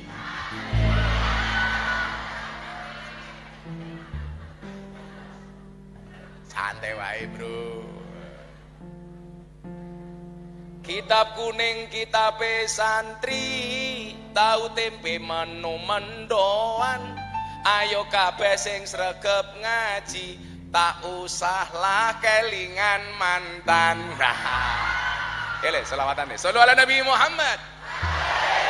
Tapi syairnya akan saya ganti syair NKRI.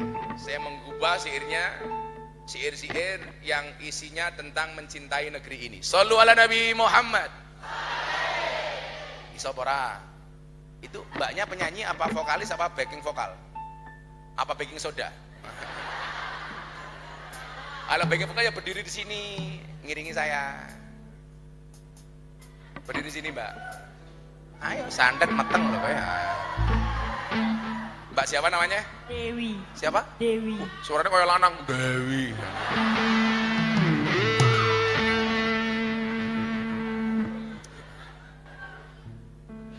Mbak Dewi tahu nggak lagu yang judulnya Hoak?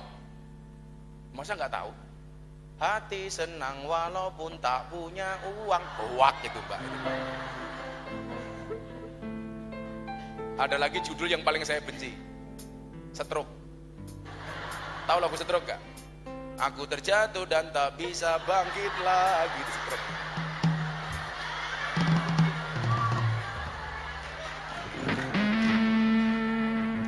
Salatullah salamullah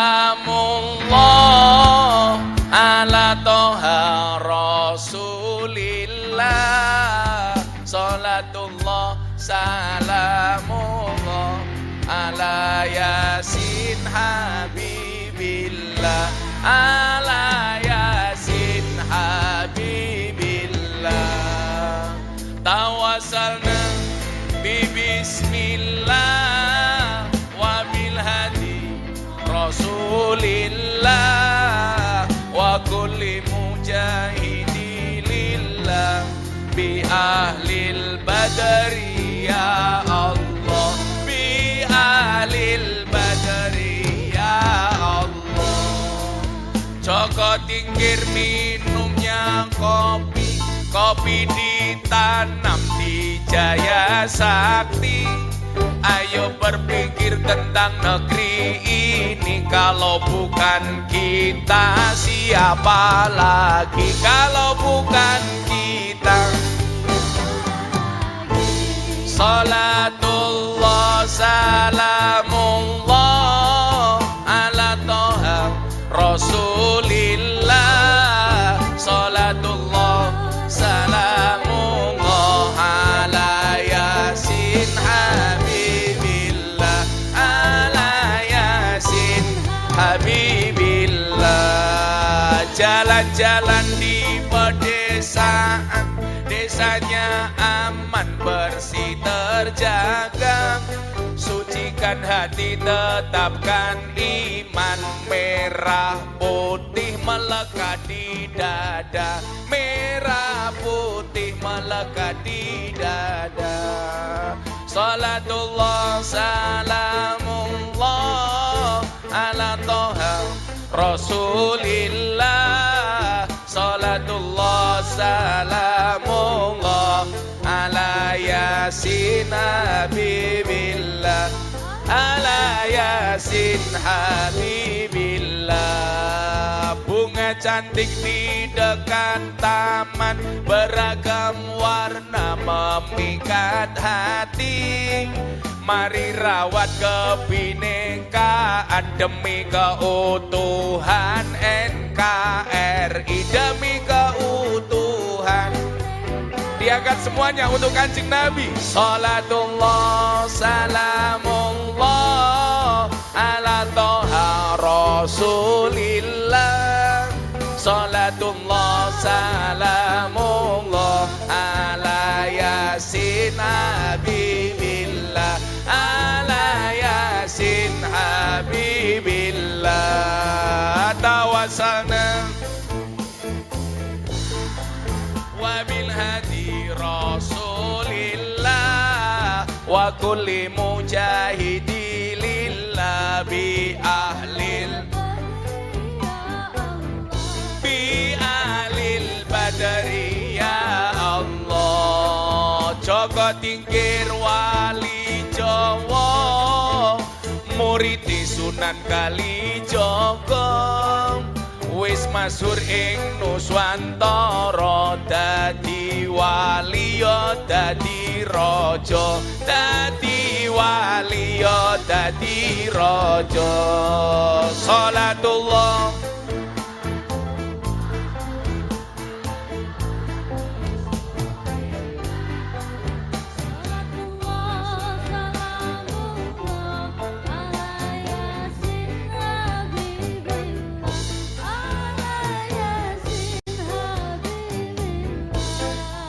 legendane Joko Tingkir, Joko gagas regep dikir, statuse yatim piatu bisa sukses krana mituhu, bisa sukses krana mituhu. Salatullah salamullah ala toha Rasulillah. Salatullah salamullah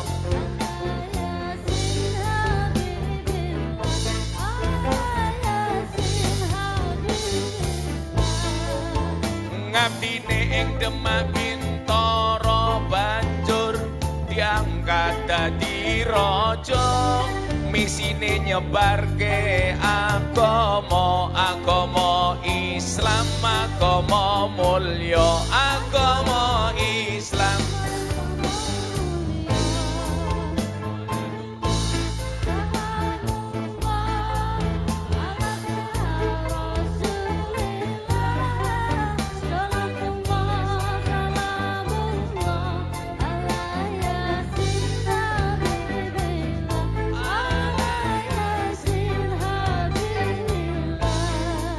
Joko Tingkir wali masyhur, Joko Tingkir raja luhur, Joko Tingkir pangkate dhuwur.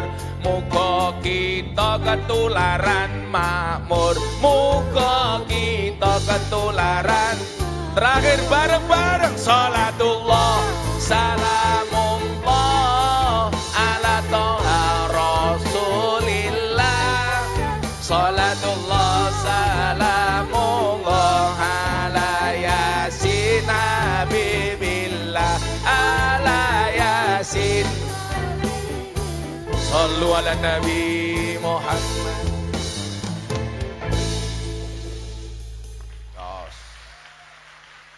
Yuk, nasihat ditinggal Rabi versi selawat Gus Miftah. Iso ora iso mulih. Iso nduk. Apa ditinggal lunga pas sayang-sayangi? Iya. Sambil siapkan pertanyaan. Atiku rasane loro nyawang kanca adoh karo agama.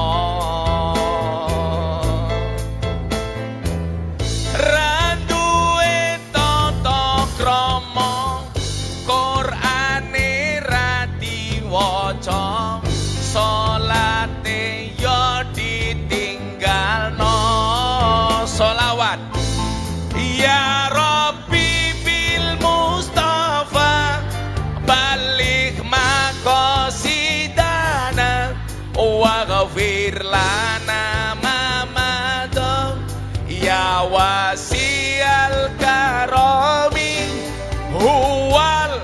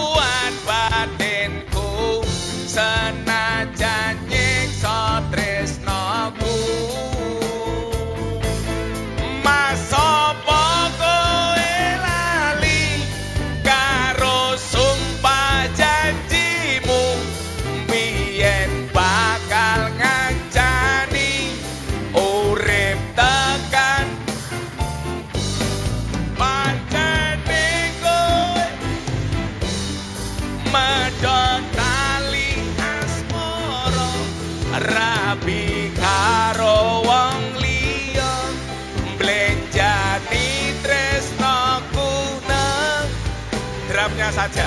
Sing banter bareng-bareng. Ya Rabbi bil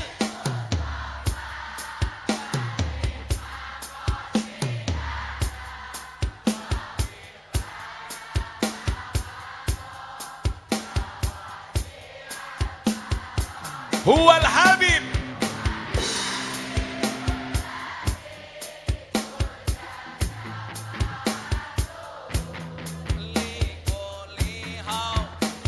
Saya minta sekali lagi yang lebih keras. Mudah-mudahan Allah mengabulkan hajat-hajat kita. Amin. Sekali lagi, sing banter bareng-bareng. Ya Rabbi bil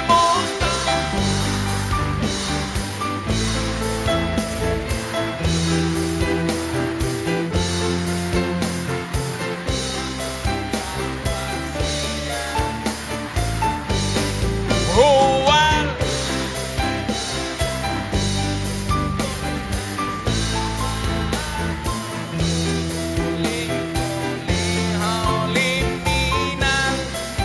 ahwali muqtahi. Sallu ala Nabi Muhammad. Ning langit malaikate bengok. Ning langit malaikate bengok. Ho ah ho. Silakan Pak Afif, kalau mau ada yang bertanya, saya siapkan kaosnya sama duitnya. Minta kaosnya Mas, dari Pertamina Mas. Ya, kasih aplaus yang meriah buat Gus Miftah. Satu pertanyaan tak kasih 300.000 sama kaos. Tak siapin duitnya. Jangan lupa bagi yang dapat bagi-bagi sama saya. Ya, subhanallah, hari ini Gus Miftah datang dan memberi pencerahan kepada kita semua. Saya masih ingat satu pesan beliau dari dulu, dari saya masih di Jogja. Apa? Hidup jangan hanya napak tilas.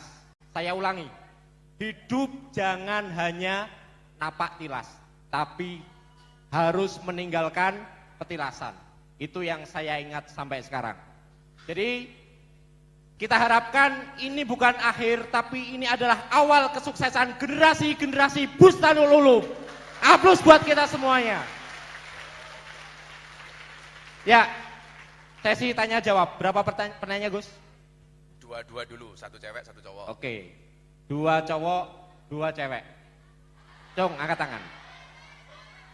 Yuk. Mas Khalid. Nah, yuk. Iya, silakan.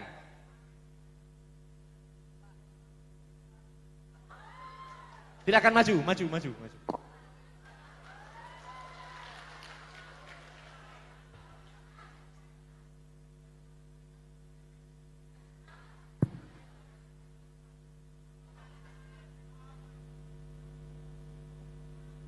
Assalamualaikum warahmatullahi wabarakatuh. Naik sini nggak apa-apa. Naik.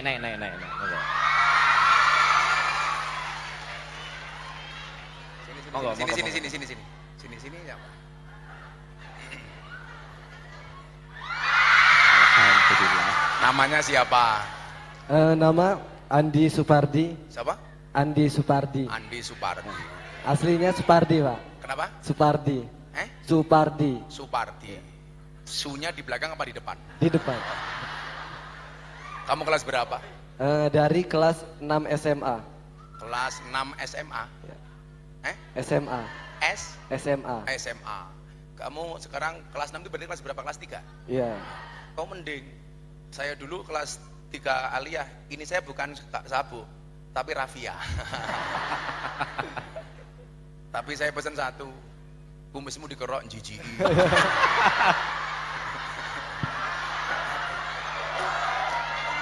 Pardi pengen jadi apa? Cita-citanya pengen jadi apa? Pengen jadi ustadz, Pak. Ustadz. Ustadz idolamu siapa? Gus Miftah. Tenane. Kayak nih ngerti aku nyekel duit, idolamu siapa? Gus Miftah. Pertanyaannya apa? Supardi. Jangan Izin dibalik. bertanya, Pak. Kamu mundur dikit. Cilikmu kelewatan ya.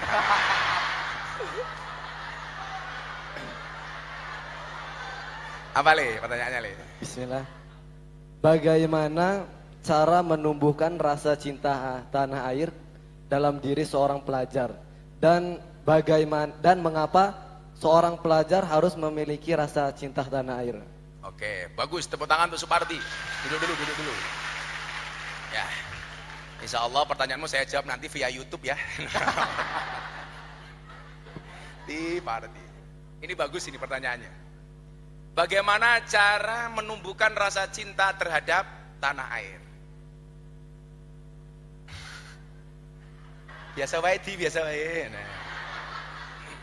Mudah-mudahan besok Supardi istrinya cantik. Amin. Ya, janda anak 15 lah.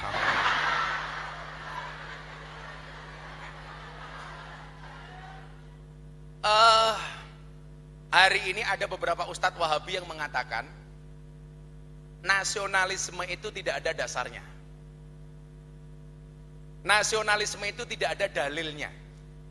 Bahkan seolah-olah meremehkan resolusi jihad yang digaungkan oleh Mbah Hasyim Asy'ari dengan tagline yang paling terkenal hubbul waton minal iman. Nah, coba kita lihat dalam sejarah bagaimana cara Nabi Muhammad mencintai tanah airnya.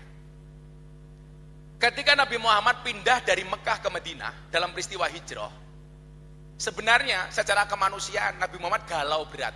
Kenapa? Karena bagaimanapun Mekah itu tempat lahirnya Kanjeng Nabi. Keluarganya di Mekah, berjuangnya di Mekah.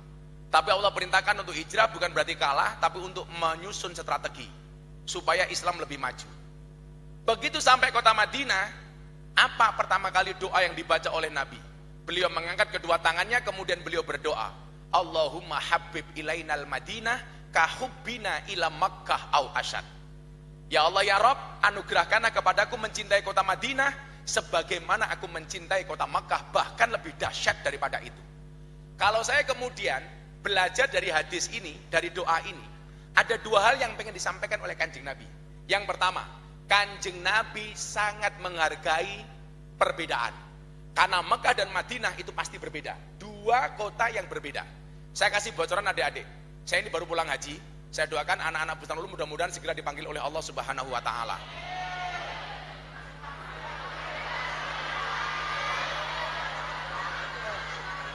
Lawang cangkem kurung rampung wis amin. Segera dipanggil oleh Allah Subhanahu wa taala untuk haji dan umroh. Coba, karakter Mekah Madinah itu bedanya apa? Mekah itu kayak Jakarta, Madinah itu kayak Jogja. Jadi Madinah itu jauh lebih nyaman, lebih damai, lebih menyenangkan dibandingkan Mekah. Orangnya lebih human, lebih gerapiak, lebih menyenangkan. Dan Nabi Muhammad ketika berdoa itu, beliau ingin mengajarkan apa? Menjaga kearifan lokal. Beliau mencintai Mekah, mencintai Madinah, tapi juga mencintai Madinah. Beliau ingin menghargai perasaan semua orang. Itulah kemudian yang dilakukan oleh Presiden Jokowi ketika membuat ibu kota negara baru di Kalimantan. Apa cara yang beliau tempuh? Minta kepada semua kepala daerah, gubernur untuk membawa tanah dan air untuk dijadikan tonggak pertama ibu kota Nusantara di Kalimantan. Yang diinginkan Pak Jokowi apa? Menjaga persatuan, menghargai kearifan lokal, sehingga semua daerah di Indonesia ketika istana sudah berdiri memiliki rasa sense of belonging, rasa memiliki. Tapi bagi mereka pembenci pemerintah, mereka mengatakan apa? Ini presiden bikin istana kok percaya dengan klenik, percaya dengan dukun. Kenapa yang dikumpulkan tanah dan air? Yang perlu Anda ingat, hubbul waton, mencintai negara. Al-waton itu artinya apa? Tanah air. Dan yang perlu Anda tahu, satu-satunya negara di dunia yang punya paham tanah dan air hanya Indonesia. Makanya kalau orang gagal paham akan mengatakan presiden ngawur. Kenapa? Istana negara dipindah ke tempat buangan jin, setan, demit, iblis, Edi Mulyadi yang sekarang disidang. Sehingga yang terjadi apa? Orang Kalimantan tidak merasa dihargai kearifannya, maka mereka marah. Saya ditanya ketika itu rame, Gus, kumpul wartawan ditanya, apa pendapat Gus Miftah tentang ibu kota pindah ke Kalimantan? Saya jawab, enggak masalah ibu kota pindah ke Kalimantan, asalkan kamu tidak kembali ke hati mantan. Jadi cara mencintainya apa? Yang perlu kamu ingat, yang kedua, tadi yang pertama menghargai kearifan. Yang kedua, Nabi Muhammad mengajarkan kepada kita untuk mencintai tanah airnya. Pertanyaannya kenapa Nabi Muhammad mencintai tanah Arab? Karena Nabi lahir di Arab, hidup di Arab, berjuang di Arab, meninggal di Arab, dikuburkan di tanah Arab. Maka itulah alasan kenapa Nabi Muhammad mencintai tanah Arab. Sekarang sama kamu Supardi, lahir di Indonesia, hidup di Indonesia, cari makan di Indonesia, berjuang di Indonesia, besok mungkin bahkan meninggal di Indonesia. Atau mau sekarang? Oh belum ya. Dan kita dikuburkan di Indonesia. Itulah alasan kenapa kita mencintai Indonesia. Saya bilang, orang mengatakan nasionalisme tidak ada dasarnya.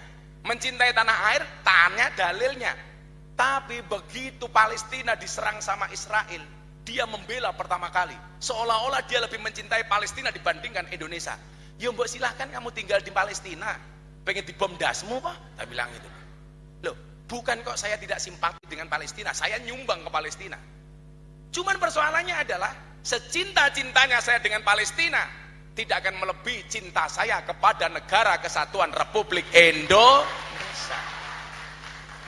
Orang bilang lagi begini, Parti, itu kan Indonesia negaranya zalim, enggak negara Islami. Kamu mau cari negara Islami kayak apa? Indonesia bukan negara Islam, tapi sudah sangat Islami. Coba, kemarin saya baru dari Banyuasin, Musi Banyuasin. Pengajian saya datang jam 3, mereka ngumpul dari jam 11 siang. Enggak ada larangan. Saya besok dapat undangan dari Manokwari untuk berbicara toleransi di hadapan orang Kristen dan para pendeta. Yang diundang saya biasa saja. Kurang Islami apa? Kita dengar adzan di mana-mana nggak ada larangan. Pondok pesantren saya kampungnya 60% Katolik. Selatan saya pendeta, utara saya kuburan. Seumur hidup saya tidak pernah bertengkar dengan tetangga utara saya. Kuburan. Jadi apa? Nggak ada alasan Pak kita tidak mencintai bangsa ini. Coba, saya jadi pelajar, nggak dapat untung dari negara, siapa bilang? Sekolahmu nerima bos. Coba kalau pemerintah nggak ngasih bos, kamu bayar SPP mahal. Pak Badar, Pak Goni, ngurus izin, Pak Afif, dipermudah. Coba kalau negara ini negara anti-Islam. Tapi banyak Gus, itu ulama yang ditangkap sama pemerintah. Nanti dulu. Apakah benar itu kriminalisasi ulama? Kita jawab. Yang benar itu kriminalisasi ulama atau ulama kriminal? Kalau ada ulama, Bu Habib, Bu Kiai, Gus, Ustadz, dia berbuat kriminalitas, kemudian ditangkap sama polisi, itu namanya bukan kriminalisasi ulama, tapi proses hukum terhadap ulama yang kriminal. Apakah tidak boleh ditangkap? Boleh, ini negara hukum. Maka nggak ada alasan bagi kamu Supardi untuk tidak mencintai negaramu. Maka mbak-mbaknya kalau Supardi mencintai negaranya, jadikan dia sebagai calon suamimu. Kenapa? Negara saja dijaga, apalagi hatimu. Iya. Ono par. Kode keras. Nah, Pak Rita kasih kaos satu, buka par kaosnya par. Dari Pertamina. Sama uang 300, buka dulu kaosnya sama uang 300.000. Santai Pak. Kamu besok harus kaya. Karena cewek itu paling tidak suka dengan cowok 3 tipe. 1 omong kosong, 2 otak kosong, 3 dompet kosong. Berdiri. Ya, uangnya. Kamu tak kasih uang tuh. Kamu mondok apa dari rumah? Mondok di sini. Untuk beli apa? Untuk kitab. Ya. Buayane so alim kitab. Makasih Parti. Silakan minggat ya. Yuk Mbak silakan. Mana Mas Afif? Yuk. Belakangnya. Ya. Ya Mbak, A+ dong.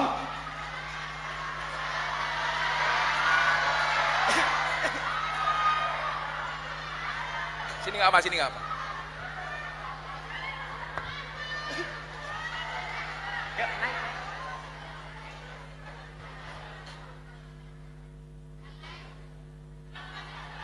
Silakan Mbak.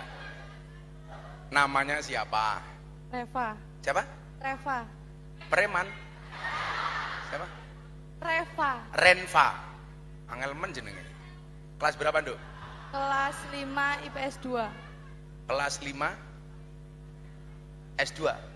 Oh, IPS 2. Kamu pengen jadi apa besok? jadi pengusaha sukses. Apa? Mau jadi pengusaha sukses. Wow. Bapaknya pengusaha dandang. Bapaknya pengusaha dandang, ya. Bapaknya pengusaha dandang, ya anaknya pengusaha biting lah. Nah, bener dong, orang Islam harus kaya. Karena saya punya prinsip uang itu lebih baik dikuasai oleh orang baik daripada orang fasik. Karena kalau orang soleh bawa duit itu pasti hasilnya soleh. Kalau orang fasik pasti hasilnya fasik. Makanya orang Islam itu harus kaya. Makanya coba saya nggak mau anak-anak santri Bustanul Ulum pujian yang langgar, pujian yang nggak mutu itu loh mas. Rugi donya radati apa-apa, rugi akhirat bakal ciloko. Alah siapa bilang? Ingat jatuh cinta pakai perasaan, merawatnya pakai penghasilan. Ya, ada saja. Kenapa dia pengen jadi pengusaha? Karena saya yakin perempuan itu hatinya seperti rekening bank. Ya, pengen jadi pengusaha kan? Kenapa pengen jadi pengusaha? Karena cewek itu hatinya seperti rekening bank. Artinya nggak mungkin berbunga kalau nggak ada saldonya. Lah. Tanya apa kamu Reva? Apabila kesenangan umat non-muslim dikatakan istijroj. Apa? Alon-alon cokemu toh. Pitch control. Hah? Apabila Kesenangan non-muslim dikatakan istijroj. Lalu apakah umat muslim pernah mengalami istidroj? istidrot. Sing kenal bahasa istidrot itu bukan orang non-Islam. Ya orang Islam. Jadi orang Islam yang fasik, banyak dosa, tapi kemudian dikasih oleh Allah kemudahan-kemudahan. Seolah-olah dosanya tidak diperhitungkan oleh Allah.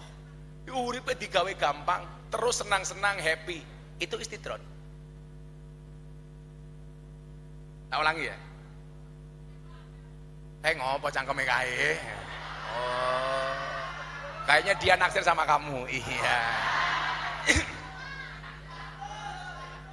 Mas, ingat. Putus cinta itu tidak sakit. Yang sakit sudah putus tapi masih cinta. Lah.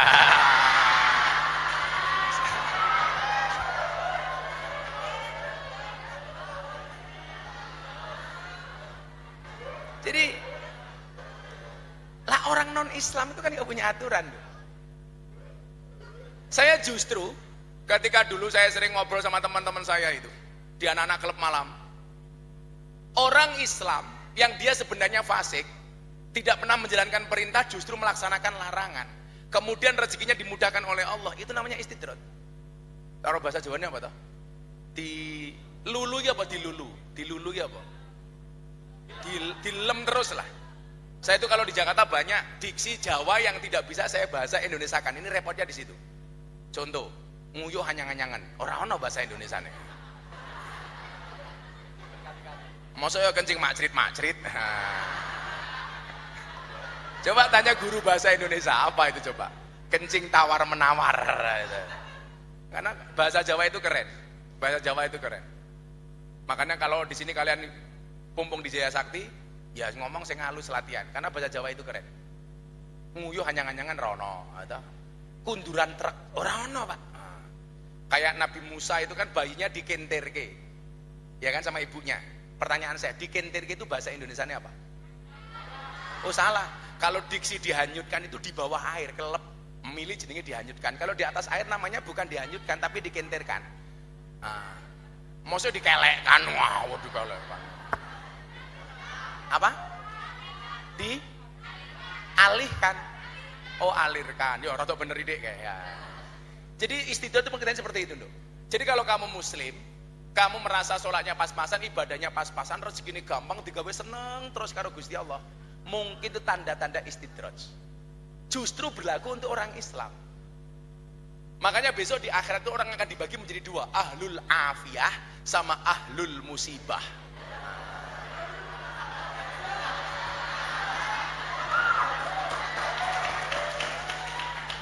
Pinternya Pak Afif ini. Sing ngomong sopo, sing ngombe sopo. Ya. Jadi gitu deh ya. Jadi kalau orang non Islam gak usah kamu urusi. Lah kalau kemudian orang non Islam kamu urusi dengan hukum istidroj, yo berarti Bill Gates yo istidroj. Terus sama mana wong sing sugih sak donya iki? Pengusaha Tesla kayak si siapa namanya? Elon Musk. Kalau di sana Elon Musk, kalau di sini Mas Elon. Nah itu. Saya kemarin rame-ramenya orang teman makan teman. Saya ditanya, Gus apa bedanya anjing di Amerika sama anjing di Indonesia? Oh beda. Anjing di Amerika itu mohon maaf. Di Amerika itu anjing seperti teman. Di Indonesia teman seperti anjing.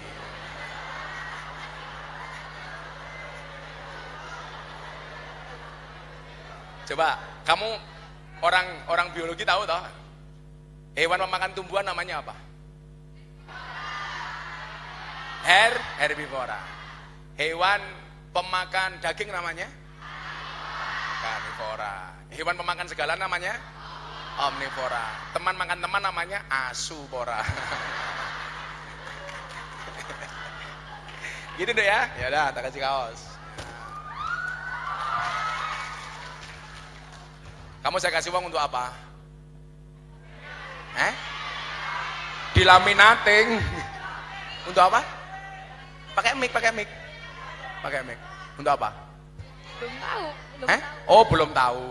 Oh, pengusaha kok ya duitnya oke.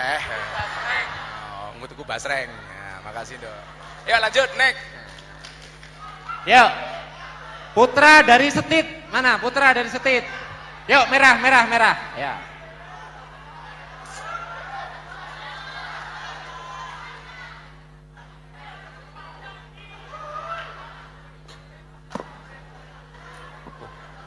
Iki murid apa guru iki?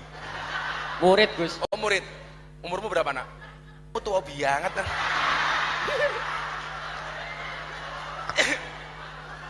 Ya, apa? Namanya siapa? Muhammad Anwar Mustafa. Muhammad Anwar Mustafa. Namanya tidak seindah wajahnya. Panggilannya Muhammad Anwar apa Mustafa? Anwar. Anwar. Anwar itu artinya kan cahaya. Kok raimu peteng?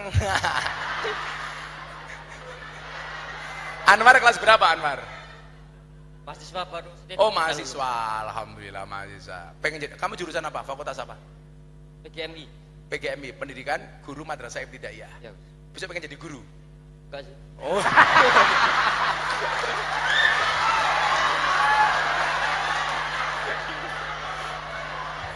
Lah kowe ora pengen dadi guru, kuliah ning PGMI meh dadi apa? Enak kiri kuwi, Gus. Kenapa? Nah kene enake pae karo PGMI, milih PGMI wae sing penak. Oh yang gampang diterima di PGMI, rupamu.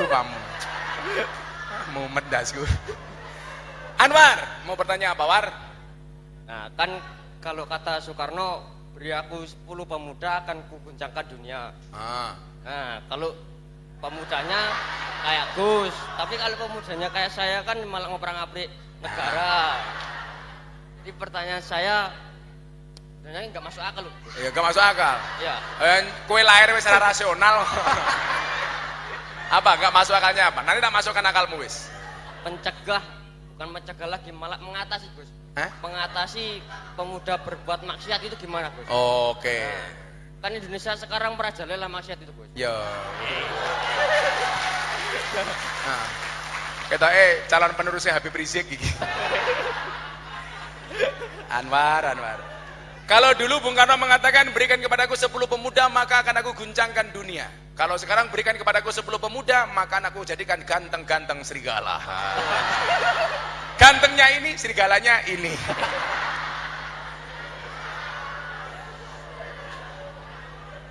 Jadi begini, Pak. Saya pas di Bali tahun kemarin, akhir tahun kemarin saya ada kajian orasi kebangsaan di Polda Bali. Kita kumpulkan tokoh-tokoh agama Hindu, Buddha, Pedanda, macam-macam pecalang jadi satu. Selesai, saya ke Pantai Kuta. Ada cewek dari Australia, sedang sumur, susu dijemur. Nah itu kira. Nah, dia ternyata followerku. Kebetulan saya dulu pernah mengislamkan orang Australia namanya Antonio Skodori dari Canberra. Begitu dia datang sama saya, dia tanya begini, Gus, I will to ask you. What's mom? Saya bilang, kenapa Islam itu banyak aturannya? Kata bule ini. Kenapa agama Islam itu didesain banyak aturannya? Saya tanya, contohnya apa? Miss, dia bilang, coba, perempuan Islam itu bagi saya terlalu dipenjara. Harus menutup aurat, tidak boleh disentuh yang bukan muhrimnya, untuk mendapatkan harus dihalalkan. Ternyata mbaknya ini mohon maaf, dia hasil dari Samen Leven. Jadi orang tuanya tidak menikah, kumpul kebo. Maka hati-hati. Kalau Anda kumpul kebo punya anak namanya Gudel, hati-hati.